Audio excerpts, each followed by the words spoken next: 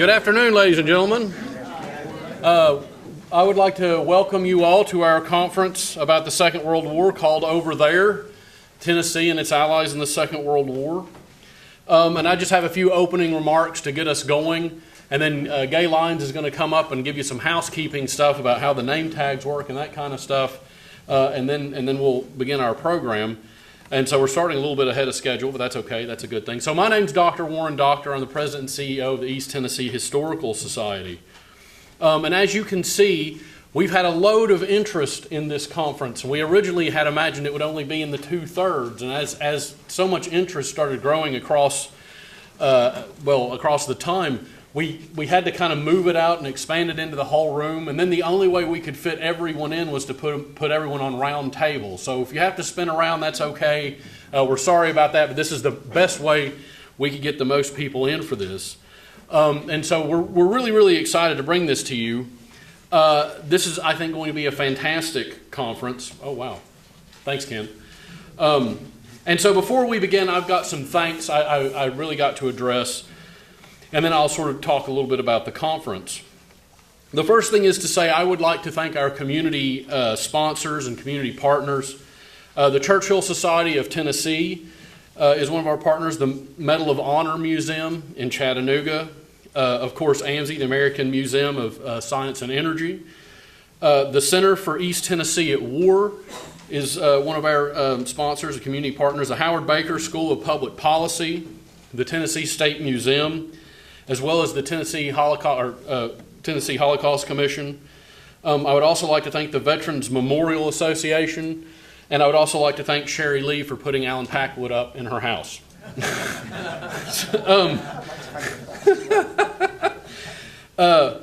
And that's a very difficult role. And so the next group of people I'd like to thank are my team here at the East Tennessee History Center. In particular, Gay Lyons and Kelly Weatherly St. Clair, who, as you will all, anyone who knows me knows that they did 90% of this, and I just had an idea. And they sort of realized my dreams. And Stephanie and Jamie and Rebecca has done tremendous work. And the work that Rebecca has done, I would like to call your attention to around the room. If you look at these paintings, they're by an East Tennessee artist whose name is Alex Dumas, not Alexandra Dumas, and I keep mixing this up. He was originally from Detroit and eventually settled in Tennessee. He served in the military, and he became an artist, and he painted lots of scenes from the Second World War as a way to help with PTSD. And so these paintings are a legacy to that, and there's a little bit of a story on the wall about him. And so Rebecca was able to do that, as well as provide us with a little bit of a tiny exhibition of some of the items in our collection around the Second World War. There's also a tremendous collection upstairs in the McClung collection on the 3rd floor, where there are more items that Eric has put out for people to look if you'd be interested in exploring the room. And so again, we have a tremendous team here. And I just want to thank them, and I'd like to give all of them a big round of applause, if you could indulge me in that, for all the work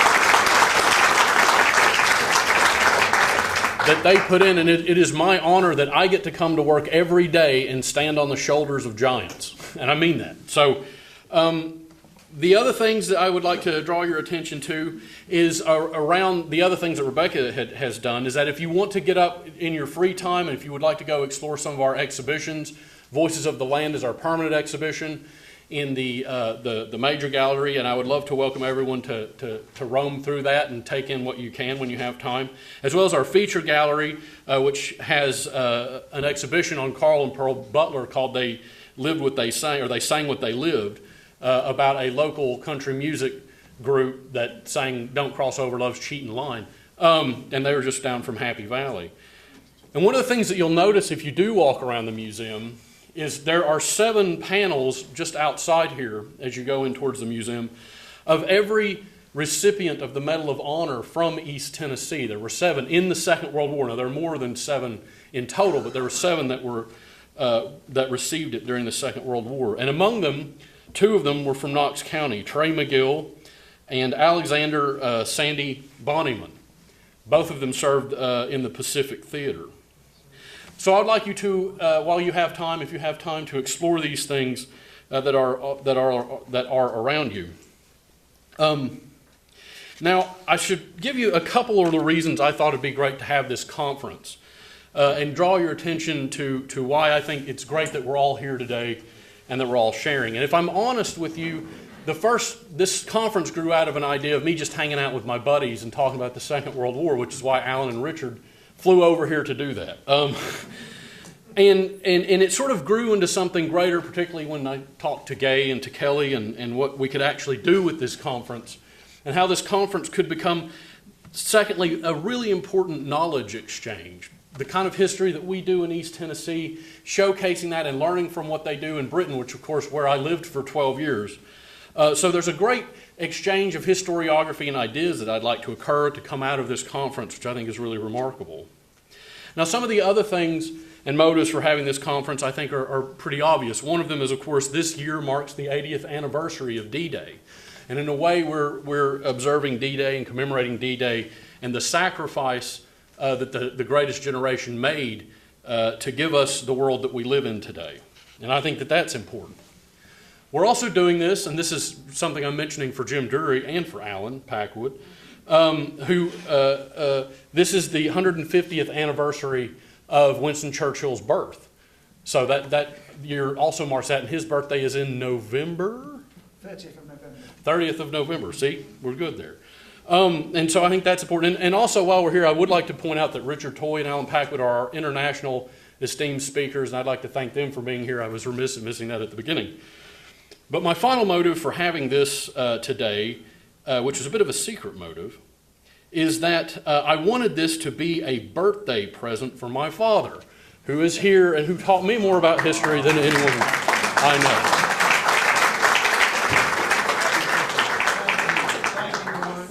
You're very welcome. And so we did celebrate his birthday, and he was roasted. So if anyone wants to roast him while they're talking, they're welcome to. If you know him, you'll love to roast him.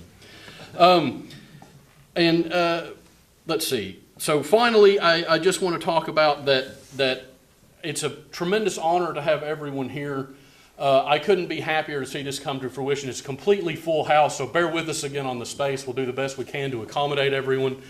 And so we're just very, very excited. Now I'm going to turn over to Gay, who's going to give us some housekeeping arrangements about how things work, and then I'll be right back to introduce our first speaker.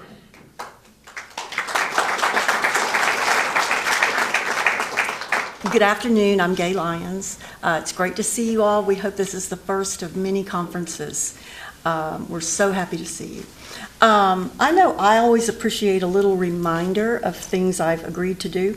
So if you look at the back of your lanyard, it will remind you of your level of registration and the benefits to that level of registration, whether you're coming to the lunch, or the dinner, that sort of thing. So it's handy there on the back for you. The only other announcement today, there may be some as the conference goes along, is we hope you'll join us for an informal purchase your own happy hour at Clancy's across the street at the end of today's sessions.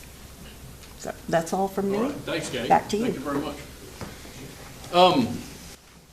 So our first speaker, who it is my pleasure to introduce, who I've introduced several times in Knoxville, is something of a living legend himself, one of Knoxville's own historians, who is a hero writer of mine, and I've categorized as Knoxville's warrior poet. So that is Jack Neely, who is the CEO of, or president, I guess, I don't know what your formal title is, but of the Knoxville History Project.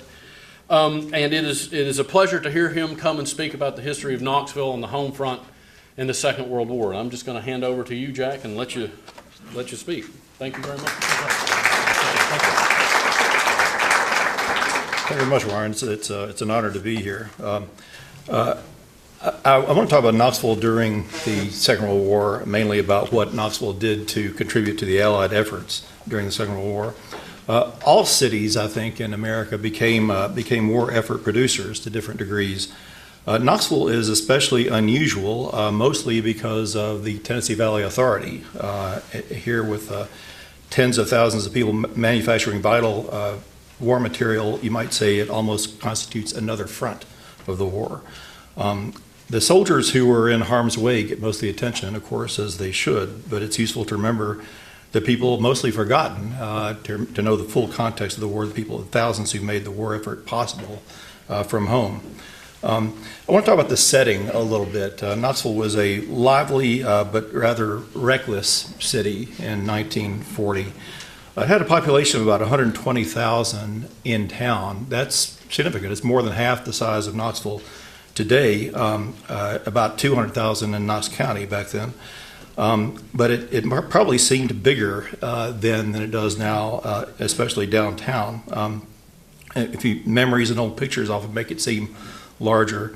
There were two reasons for that. One is that these 120,000 people lived closer together than we do now. They were mainly, when we talk about Knoxville today, we're including places like Bearden and Fountain City, which were not part of Knoxville then. It was really a close city. Almost everybody lived within a couple blocks of a streetcar stop in 1940. But also there are thousands of people from a broad region reaching into Kentucky and North Carolina. This is before the days of Costco and Walmart and so forth. They didn't have anywhere to shop except in downtown Knoxville, and they would ride the trains and sometimes stay here for a couple of days and shop on the streets. That's why we had 7 or 8 department stores, big department stores downtown, not just for Knoxville but for the region. Knoxville was suburbanizing more and more. Sequoia Hills and Holston Hills were growing at this time. Streetcars were still the main means of transportation for rich and poor people. They were segregated, as was most of the city. This was segregation actually was worse in 1940 than it had been 40 or 50 years earlier. But I want to talk about just a couple of things you couldn't miss if you lived here in 1940. Caswell Park was home of the Smokies, which was a white baseball team. But during the war, the Smokies left. They took off and moved to Mobile, Alabama. And Caswell Park, the same Caswell Park, became a venue for major Negro League baseball. And a lot of the great Negro League teams involving people like Satchel Paige and Willie Mays and people like that were playing against each other in regular season games at Caswell Park. But this was a fascinating thing, especially to sports writers who were just fascinated. They'd heard about these people and were fascinated to get a chance to see them performing. But this was also a time that the biggest attraction in Knoxville was not in Knoxville at all. It was Norris Dam. When Knoxville went to the New York World's Fair in 1939 to promote Knoxville, they brought a Knoxville brochure that had a picture of Norris Dam on the front. That's in another county, but Knoxville was very proud of it because many people did come to Knoxville just to behold Norris Dam, which was considered kind of a wonder at the time. We may talk about that a little bit more later. But it was really one of Knoxville's new claims to fame. And also the other new claim to fame was the Great Smoky Mountains National Park, which was still new. It had been officially opened by 1934. But this was, and I want to talk about the dedication of it that came in 1940 in a little bit. But this was, these two things put Knoxville at an unusual crossroads. It had been a city like all cities and was proud of what it made here. All the factories. It was a kind of a very diverse economy of many different kinds of factories here. You can make, I can't think of anything that wasn't made in Knoxville in one way or another in 1940. And also Knoxville had touted its own peculiar history to previous tourists. But by 1940, we were not a city, we were a region. And we were a region that included the Great Smoky Mountains National Park, which were amazing. And that's the reason we built the Andrew Johnson Hotel and all these. We were expecting just a great flow of tourists to stay in Knoxville and then go to the mountains. And also TVA, especially Norris Dam. And people came from around the world to see Norris Dam in those days. But UT was about the only thing about Knoxville that grew in the 1930s. UT had a record enrollment of 3,400 students in 1940. That was up about 900 students since 1930. So UT, in spite of the Depression, was growing and building new buildings. And UT was famous, more famous than it ever had been, because of the Tennessee Vols, the football team under Coach Neely. They were just capping the 1939 season, in which the Vols were not only undefeated but unscored upon the entire season. This is an astonishing feat that has never been duplicated in NCAA history since 1939. The Vols were more famous before since, partly because they were doing so well, but partly because college football was a bigger deal, believe it or not, in 1940 than it is now. We didn't have pro football back then, so anybody that cared about football at all was really watching college football closely, and that's why you see mentions of the Vols in old movies and in cartoons and things like that. There was a very big deal. And one of those interesting things was a movie called Too Many Girls with Desi Arnaz. He was this young Cuban performer, musician, singer who came to Knoxville in 1940, performed right across the street at the Tennessee Theater 4 nights in a row because this movie, Too Many Girls, that came out in 1940, based on a Cole Porter musical, believe it or not, was about football, about college football. And he had wanted to come to Knoxville and see what it was like. And he actually was at the training table with the Vols and got to know them pretty well. And the Vols actually play a role in the movie. But he was here representing Cuba, and he wanted to tell folk tales about Cuba and sing Cuban songs and teach us how to rumba. That was one of his main purposes here. There was only one person in Knoxville that knew how to rumba. It was a Puerto Rican pharmacist at St. Mary's Hospital, and had invited her up to the stage to rumba with Desi Arnaz, this young guy from Cuba who was making all the women swoon. Anyway, Neely, of course, was an Army man. He'd come out of West Point. He had never left the Army. He was always on call to help out. And in 1940, he had to take off and help with another war. He, of course, was a veteran of the First World War, but got the promotion to brigadier general during the Second World War, and was working in the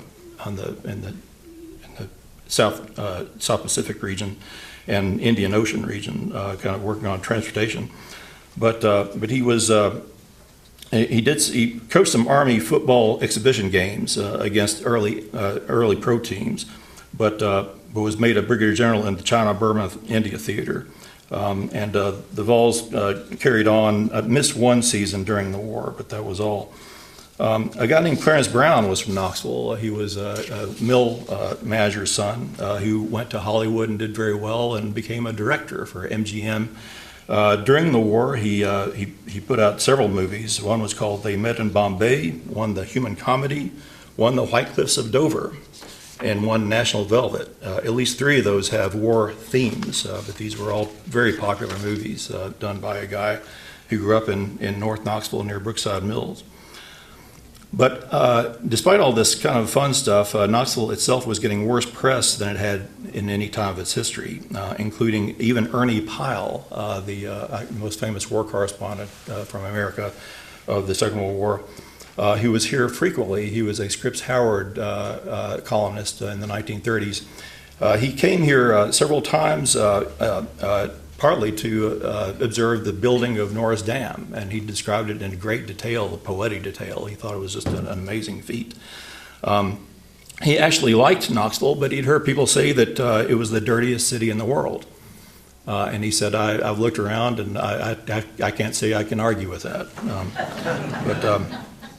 But there were other people even worse than Ernie Pyle. Was a woman, former mistress of H.G. Wells, but a writer herself named Odette Coyne.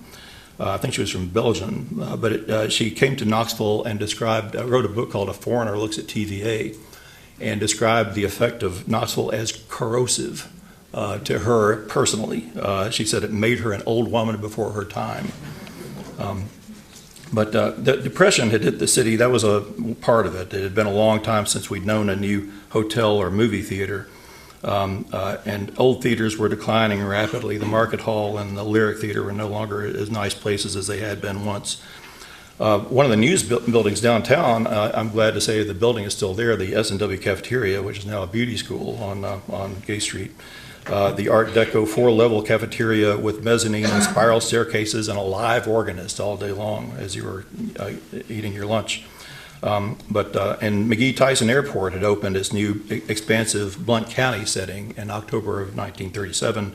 It had previously been over on Sutherland Avenue and right in the city. The same year, Knoxville, in April of 1937, Knoxville became one of the two divisional headquarters for the FBI in Tennessee. It was on the 4th floor of the Holston building, which is right across the street. But that actually plays a role in my story as I get into it. It was a fun and fairly hip place. It's astonishing. It was the big band era, and almost all of the famous big bands, the big band orchestras, had performed here in Knoxville in previous years. From Chick Webb to Glenn Miller, Cab Calloway. Actually, Glenn Miller in June of 1940, Glenn Miller and Cab Calloway were playing in two different venues on Gay Street, both to packed audiences. Glenn Miller was doing a live broadcast for CBS at the Tennessee Theater, while Cab Calloway was at the Lyric Theater. So you had to make if you liked jazz in those days, you had a tough choice. But Gene Krupa was here in '39, and Count Basie, Erskine Hawkins, Jimmy Lunsford, Tommy Dorsey, Jimmy Dorsey, Jack Teagarden all played in Knoxville in the couple of years right before the World War II. In fact, Tommy Dorsey returned in May of 1941 with his new singer, whose name was Frank Sinatra. He played for a dance at UT, and it's frustrating that you don't see much description of exactly what he did. But there's a lot more about what corsages the ladies are wearing at the dance. But let's say the singer's name was Frank Sinatra, and everybody seemed to like him. But meanwhile, down the street from all this jazz, just down the street was WNOX, already home to the affable host from Chicago, Lowell Blanchard. And the comedian singer Archie Campbell was performing on live radio. And they were beginning to feature in those early days of the 40s a teenage fiddler and guitarist from Union County whose name was Chet Atkins. He had moved to Knoxville. He was 4F, I think. He was extremely asthmatic, almost disabled by asthma as a kid.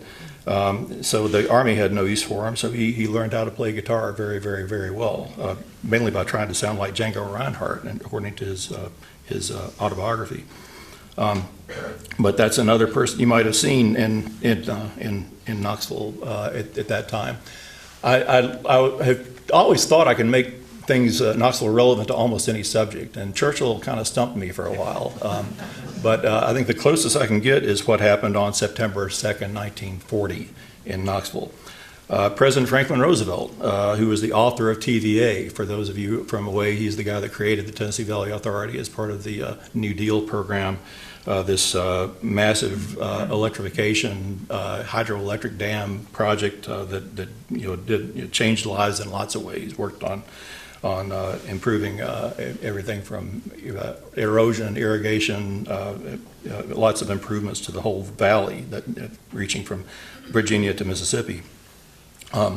But he was here. He'd been here a few times before. He'd been here in '36, mainly about TVA.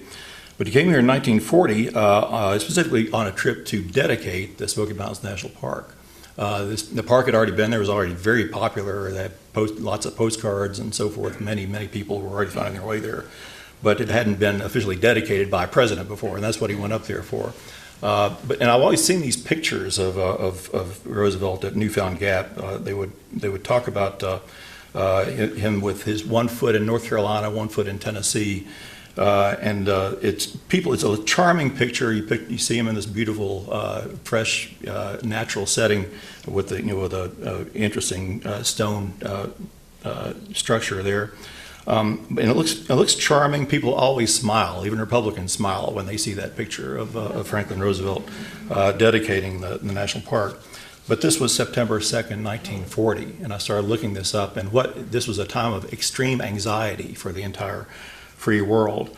This was the same day as an agreement that Roosevelt and his Secretary of State Cordell Hull, of course, who was a former Tennessee senator, was the Secretary of State, had been working on a dangerous new plan called the Destroyers for Bases Agreement.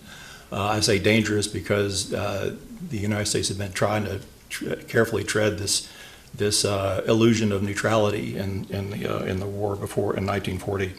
But the Destroyers for Bases Agreement was negotiated by Cordell Hull and British statesmen The idea was that we would be sending destroyers to Great Britain for use as they chose, in exchange for U.S. access to British bases in Canada and the Caribbean. So this was a controversial thing in Congress and elsewhere, because it was the America First people said, well, you're tipping your hand. This is not something we should do. It preceded the more famous Lend-Lease Act the following year, but ended the United States' guise of neutrality.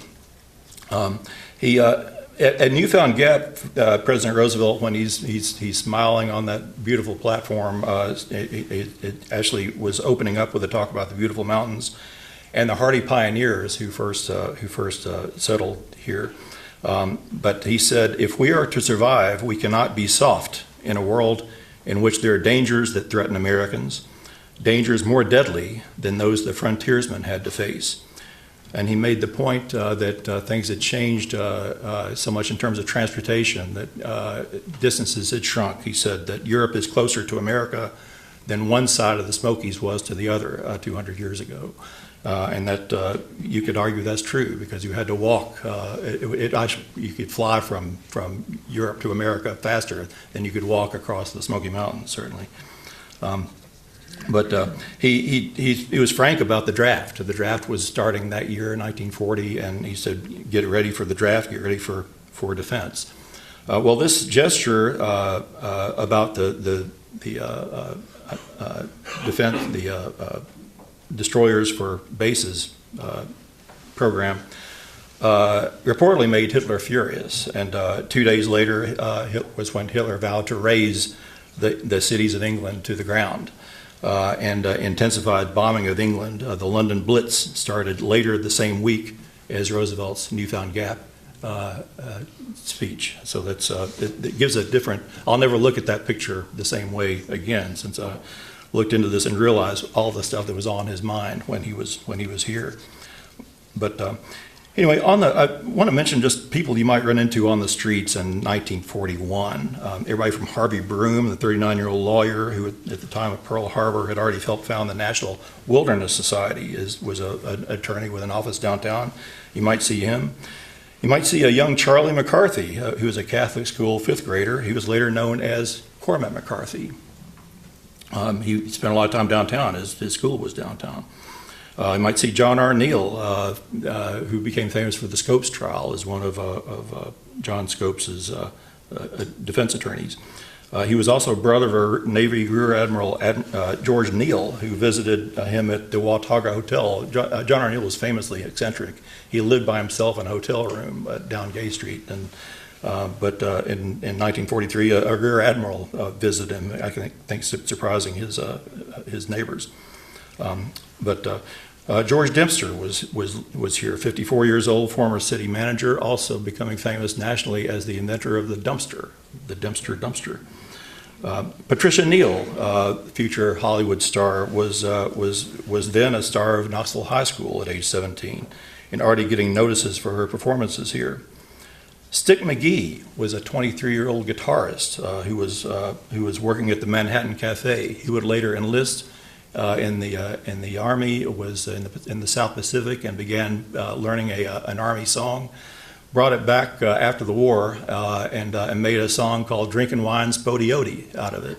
And this became what some people consider one of the very first rock and roll songs. Was created by Stick McGee from Knoxville. But who else? Another guy I'd love to find out more about, a guy named Ben Kwok. He was a Chinese immigrant. He was a poet who actually ran a bookstore on Gay Street called the Norris Bookstore. I think just harking to the idea that Norris was a symbol of everything new and modern and progressive. But he was as a Chinese, I think one of the very few educated Chinese people in Knoxville. He began giving lectures about the war to Knoxville groups, to the Rotary Club and so forth. He would try to explain the situation with the Japanese and the Chinese and other groups in the South Pacific. But was a very popular speaker at that time. But Knoxville's participation in the war began in modest ways that happen almost everywhere. Scrap metal and paper drives, In September 1942, Knox County Commission agreed to donate the cannons that had been donated to Knoxville in turn by a military guy, Admiral Dewey, after the Spanish-American War in 1898. There were two big Spanish cannons, and this is kind of an interesting curiosity that we had. A lot of the southern courthouses have Confederate cannons in their front courthouse lawns.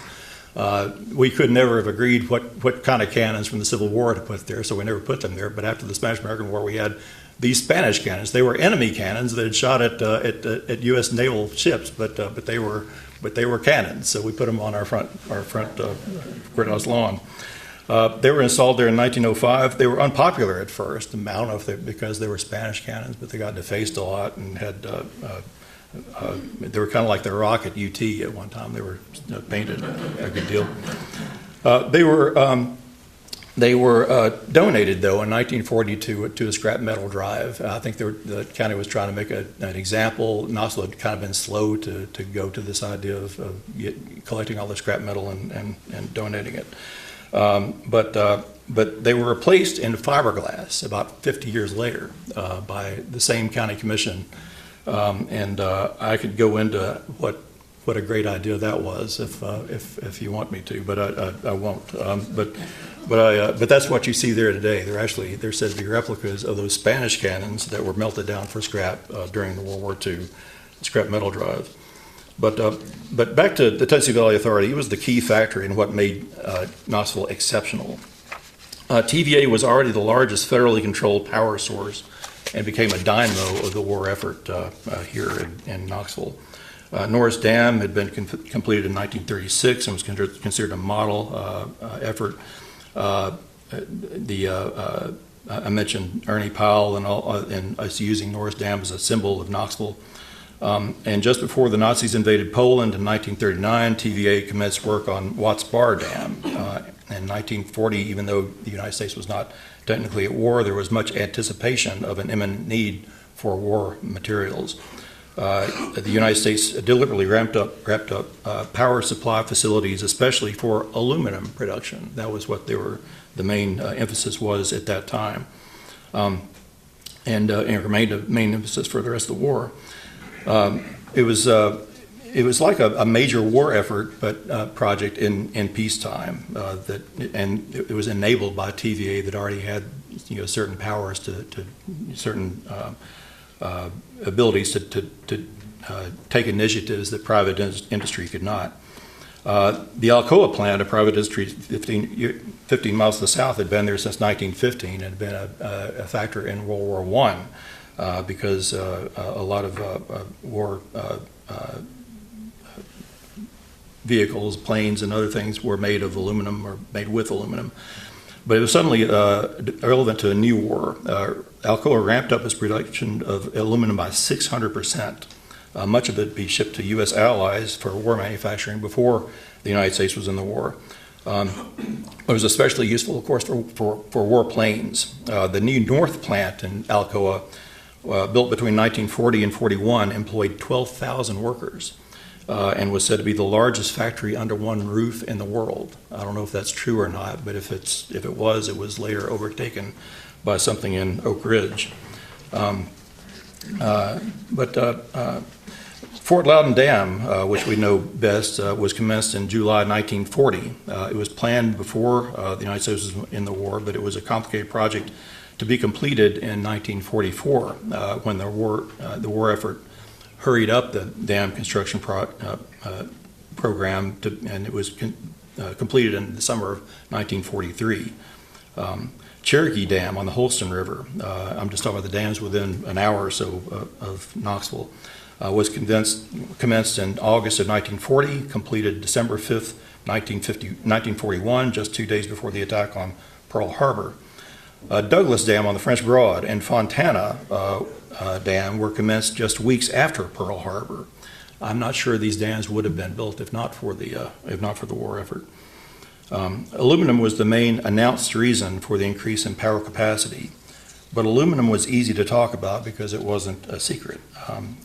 TVA was a major reason the United States looked to previously remote Oak Ridge which didn't even have a name at this time, for the Clinton Engineer Works in 1942. The phrase Oak Ridge was unknown even in Knoxville in those days. It came a little bit later. It was a nameless area near the Black Oak Ridge, and that's how it got the name. But it was a nameless area between Kingston and Clinton. The project was first announced in the papers, at least, in October 1942 as the Kingston Demolition Range, which doesn't suggest very much about what actually happened there. It was renamed the Clinton Engineer Works in early 1943, which is also a very vague sort of a name. Not yet to be known as the Manhattan Project, of course, at least not publicly.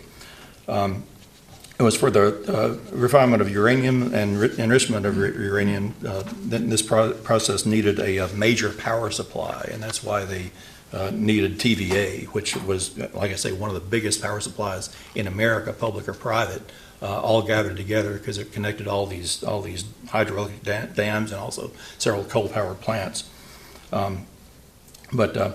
But the planners also needed a remote spot where few people lived, partly because you wouldn't have to move as many people out of the way, but also because there would be fewer eyes watching what you were doing. But they also, in contrast, wanted to be near a major population center and a workforce in the tens of thousands because they knew they were going to need that, and Knoxville supplied that. In 1943, there were recruiting stations for the Clinton Engineer Works in downtown Knoxville for various clerical roles. At the Andrew Johnson Hotel down the street, the U.S. Employment Service Office, aka the War Manpower Commission, was also recruiting out over at near TVA headquarters.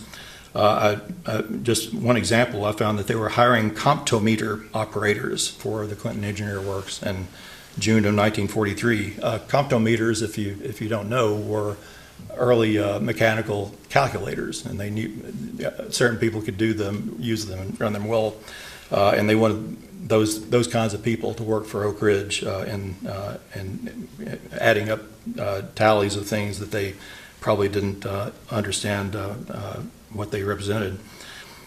One interesting thing is they found that many East Tennesseans applying for work and getting work, some were work, a lot of places would hire you just if you just looked like you had a strong back and clerical skills.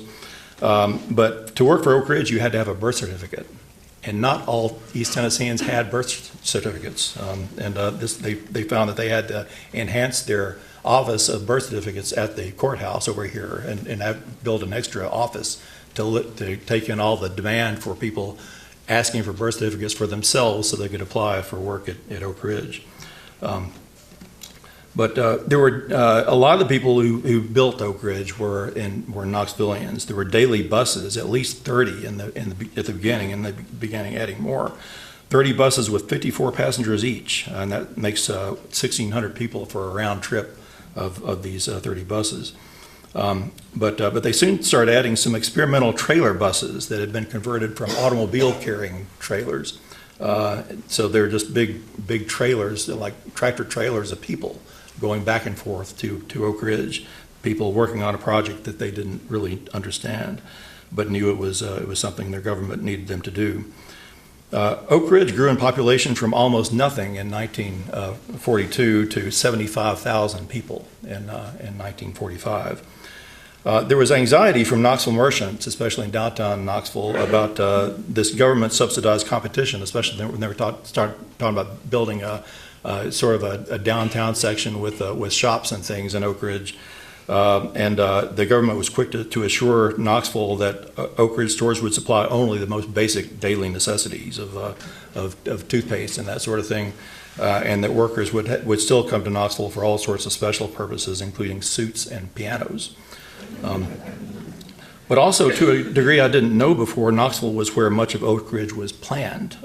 The Stone Webster Engineering and Construction firm out of Massachusetts, I believe, but they had their local headquarters was in north side of Knoxville on North Central, near what's now the Magpie's Bakery is where these engineers were putting together what would be this new town of Oak Ridge. That was the headquarters of the white collar organization, as they described it, of the Clinton Engineer Works, and a former car dealership there. They had moved by the middle of 1943, but the first year or so, that's where they were. And they were planning for Oak Ridge, including the K-25, which would be the biggest building in the entire world. There was a housing boom here in Knoxville with all these people trying to get work at Oak Ridge and other war-related industries. There were several homeowners who began renting rooms, and that's when preservationists look at old houses, they start noticing that there's part of the house that's cut apart and that has a separate entrance or something, and it dates to the World War II era, this great housing boom that was going on. But there was an estimate in May of 1943 that Knoxville needed 2,000 more family dwellings that it had, and was appealing to the government for some special assistance in making that happen. TVA did some other things more directly. Just as an aside, TVA produced 60% of the U.S. phosphorus supply for munitions for the whole U.S. war effort. Other things were private organizations, private industry have arrived as a bit of a surprise. One is a company called Roman Haas. They created a new shatterproof, they invented a new shatterproof cowling glass for bombers and fighter planes called plexiglass. There's something kind of awkward about talking about Roman Haas, because Roman Haas, Otto Röhm and Otto Haas were both Germans. Otto Röhm stayed in Germany, and he died in 1937 or so, before the hottest part of the war. But he had started a company there that was making shatterproof cowling plexiglass for the Luftwaffe in Germany. But meanwhile, his old partner Otto Haas had moved to America and had set up a factory in Philadelphia, and was making plexiglass here. And he seems to have been a patriotic American. But he expanded production during the Second World War for the American war effort. And expanding production meant opening a plant in Knoxville because he was worried about that the Philadelphia plant was too vulnerable to an assault from the coast in case the Nazis got as close to Philadelphia as they got into London. He wanted something far inland that they would be more likely to have been apprehended before they got here. So he found this old furniture factory in Knoxville and set up this plexiglass plant here. Employed more than 1,000 people in March 1943. It was at that time owned by the U.S. Defense Plant Corporation, not by Roman Haas, but they eventually acquired it. But that was a major producer of this very important cowling that doesn't, if you gets hit by bullets in the air, it doesn't shatter. It's bad enough to be hit and have a hole in your cowling, but worse to have your whole cowling shatter, as would happen with real glass. Anyway, it's still there. It became Dow about 10 years ago. Dow Chemical runs the same plant in the same place down at the kind of northwest side of Fort Sanders neighborhood. One of the most interesting plants in Knoxville was the Fulton Silphon plant. Weston Fulton was an interesting guy from Alabama. He was actually a weatherman, the federal weatherman in town. That's why he came here back in 1899 or so.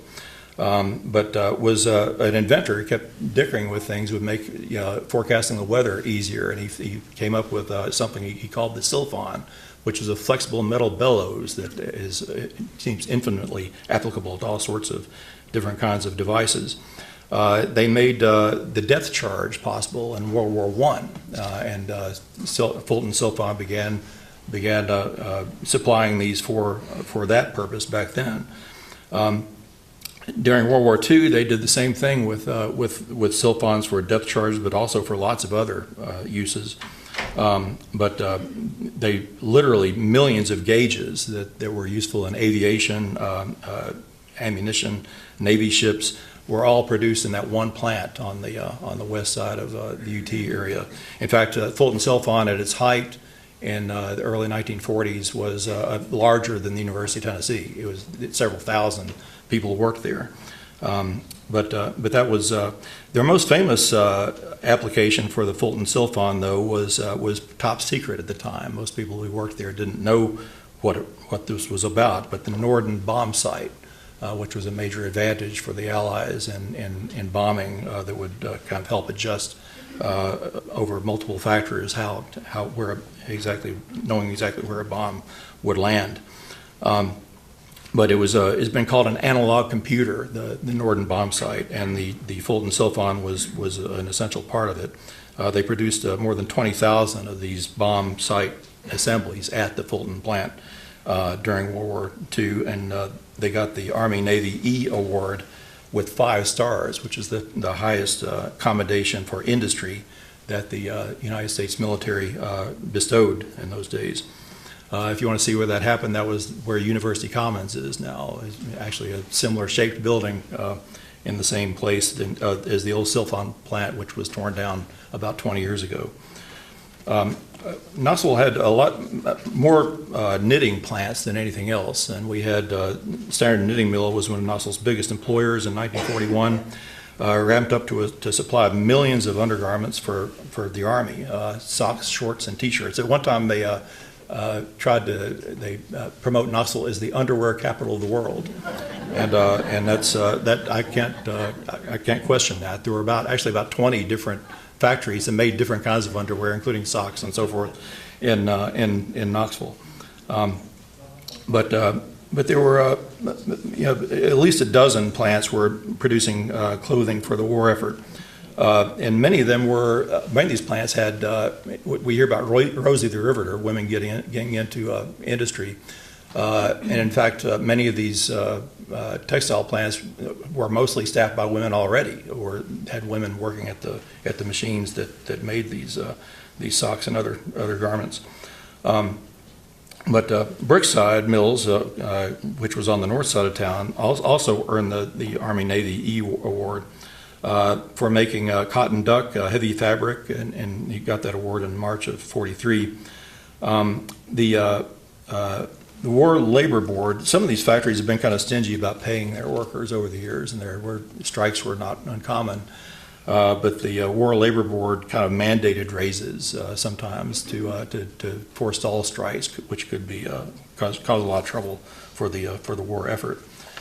There are several interesting characters involved in industry in Knoxville I want to mention. One is a guy named Herman Breezy Wynn.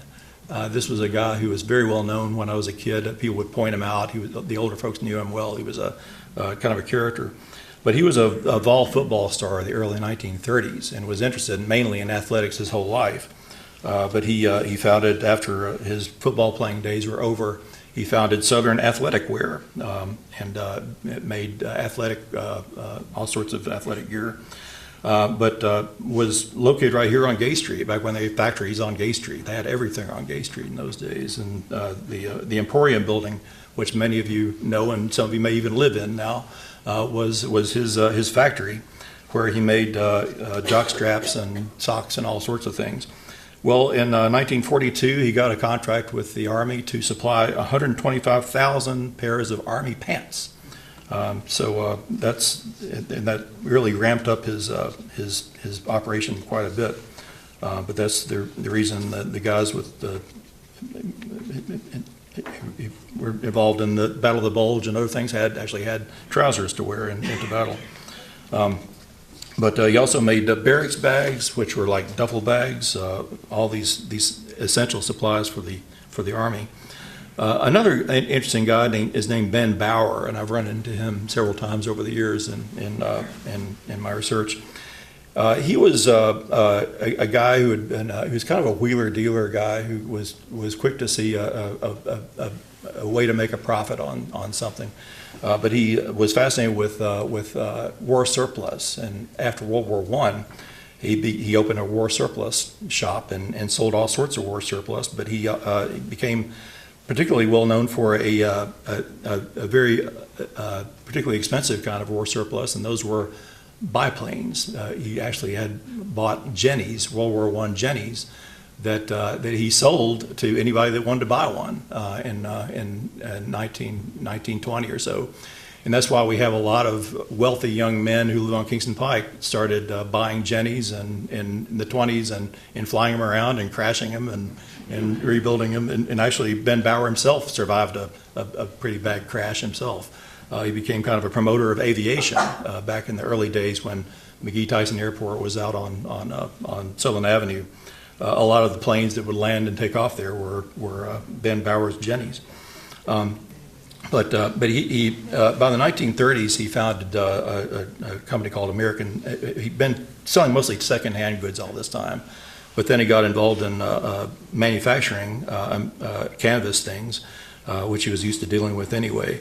But American Tent and Awning was founded by the late 30s, and he got a work order in 1942 of canvas goods, including coverings for weapons and ammunition.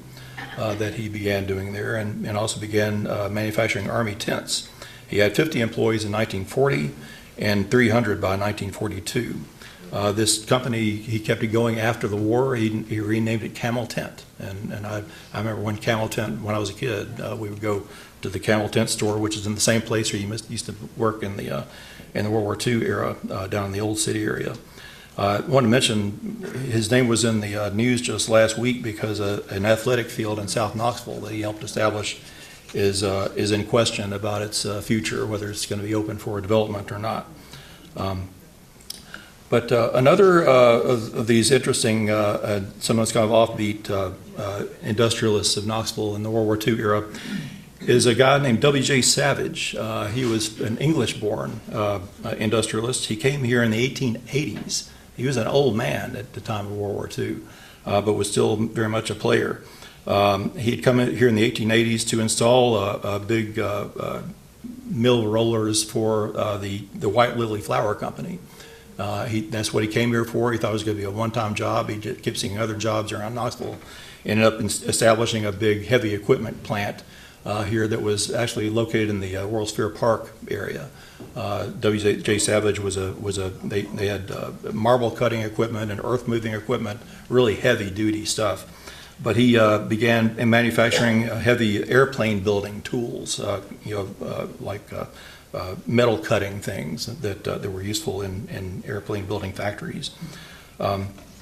But the whole city was all about the war. The Coster shops on the north side of town that was the place where they kept the train engines and train cars rolling for Southern Railway, and they bragged about their role in the war effort. And Dempster Dumpsters, I mentioned George Dempster briefly earlier. George Dempster was a guy who had worked on the Panama Canal and saw early on this issue of how important it is to move a lot of stuff away from where you don't want it, and that's what he did. And he developed this device, which seems simple now. This idea of having a great big metal bin that can be attached to a truck and be carried away. And he named it for himself. His name was George Dempster, and he said, "This is a dumpster. This is where you dump things." The word didn't exist in the English language, and I've checked this lots of ways online until November 1937, when the first 4 dumpsters appeared in this alley right back here. He wanted to see what would happen if he just put some big bins out, and sure enough, Knoxville filled them up really fast. And people were amazed. A guy from the mayor of Louisville, Kentucky, came here to look at it. The mayor of Washington D.C. came to look at it and said, "Gosh, we need one of those in our." And it seems like think why didn't somebody think of this before? But it was brilliant, and he made his career of this. But dumpsters seemed like they would have been useful during the war, and I think they were themselves. In fact, they were used in some salvage drives.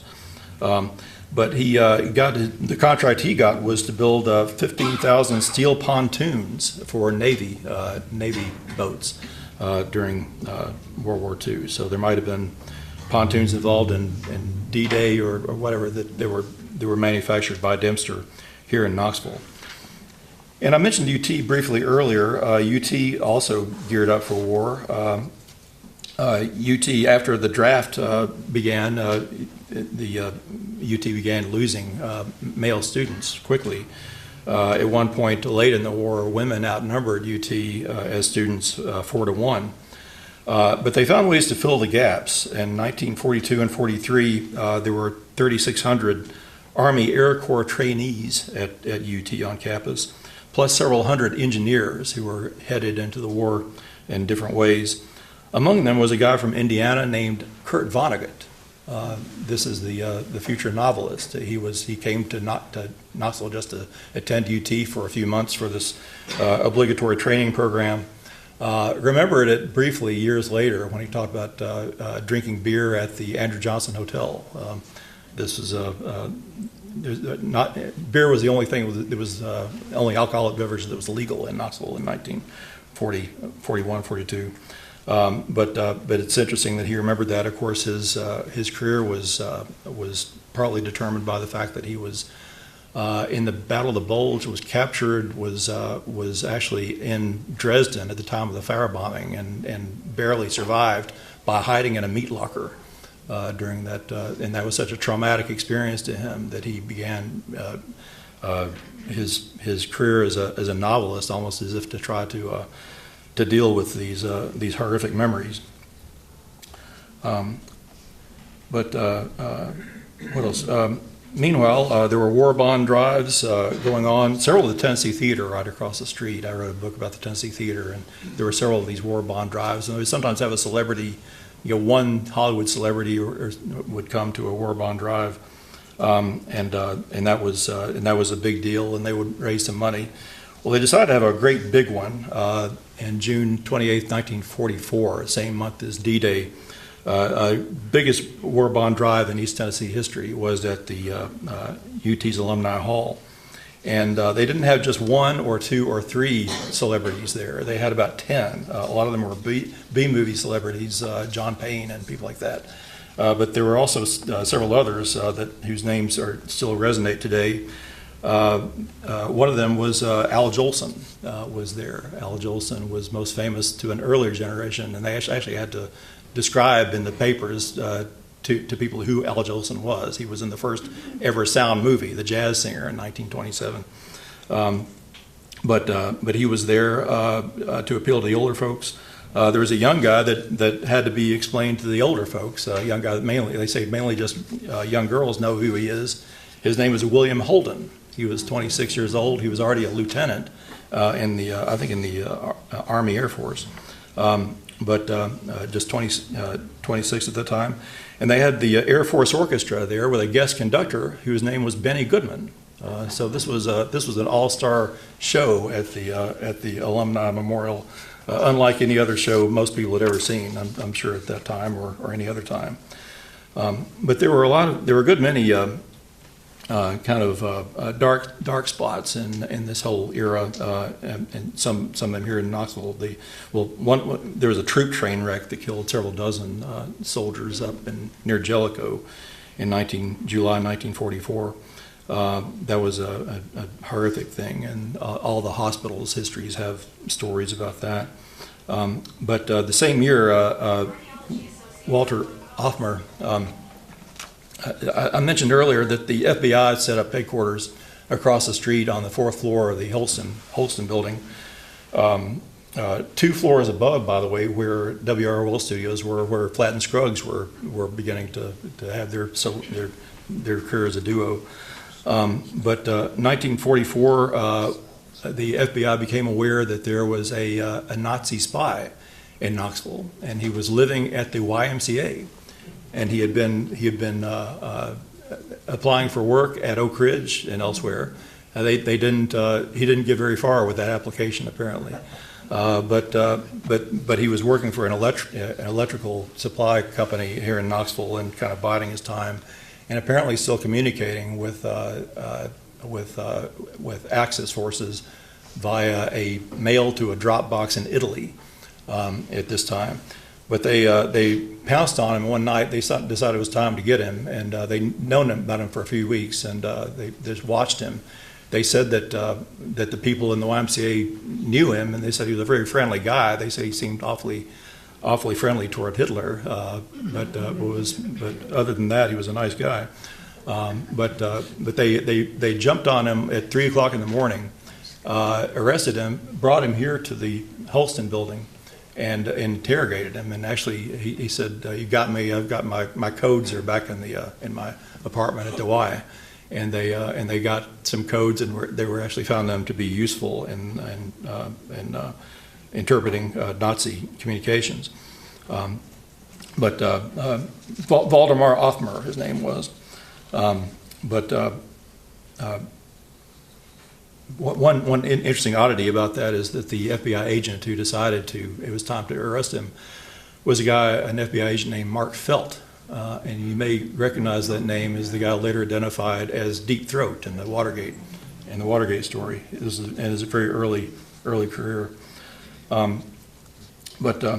Meanwhile, speaking of kind of surprising visitors from abroad, in January and February, there was a French wartime junket of French journalists. America was trying to convince the French that they were working as hard as they could to win the war, and of course France was mostly liberated by that time. But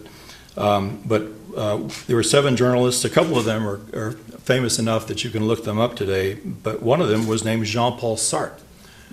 Jean-Paul Sartre, the French existentialist. He became famous about a year after this, but was here in town, staying at the Andrew Johnson Hotel for several days, working on this story for Le Figaro in Paris about the American war effort. They'd taken the TVA Grand Tour. They spent some time at Norris Dam and went to Fontana. And actually, Sartre himself spoke over the loudspeaker at Fontana to the Fontana Dam builders. They were still working on the dam at the time. Gave a speech in French that apparently was translated. I've not been able to find. I've tried to find a copy of that either in French or translation. I haven't. TVA doesn't know about it, but it's an interesting, kind of surprising moment that Jean-Paul Sartre was here in town, staying at the Andrew Johnson Hotel, and also working on an essay called American Cities. And this was actually one of the few things, the only thing I know of, that he wrote while he was here that has been translated into English and published. And it's been anthologized, and he's talking about American cities, and he mentions Knoxville a couple of times, and he says they seem to be dying at the center, and that they're growing on the outer rings of them. But by the way, one of the members, not Sartre, but one of the members of his junket predicted to a Knoxville News Sentinel reporter that Hitler was going to kill himself, and this was more than 2 months before that actually happened. But that might have, things weren't going that well for Germany at the time. It might not have been such a unlikely prediction to make. But in May of 1945, we had another visitor, a guy who had become famous for in the 1930s for a series about Europe and under the Nazis especially. A very brave book called Inside Europe. And this is one of the first indications in Knoxville, 1935. This was published, I think, that Hitler was a serious a guy not to take lightly, and that things were getting bad and much worse there. His name was John Gunther. He came to Knoxville working. He actually had been a war correspondent for most of the war. Wrote a book about D-Day. But came to Knoxville in 1945, in May of 1945, or at the very end of the war, after VE Day, before VJ Day, and spent about a week here. And he wrote a book called Inside USA, kind of gave the United States, his home country, the same treatment he had given Europe. And in this book, which you can still find in used bookshops, it was extremely popular. It sold millions of copies. He said, "Knoxville is the ugliest city in America." And a lot of people took umbrage at that. A few people, I think, more graciously said, "Well, he's right. We should do something about it." But you look at that after all this effort into the war effort, all these tens of thousands of people working on winning the war here and everything we've been through. Is that what we get at the end of the war? But it was I think it was a tonic. It was something that Knoxville needed at the time.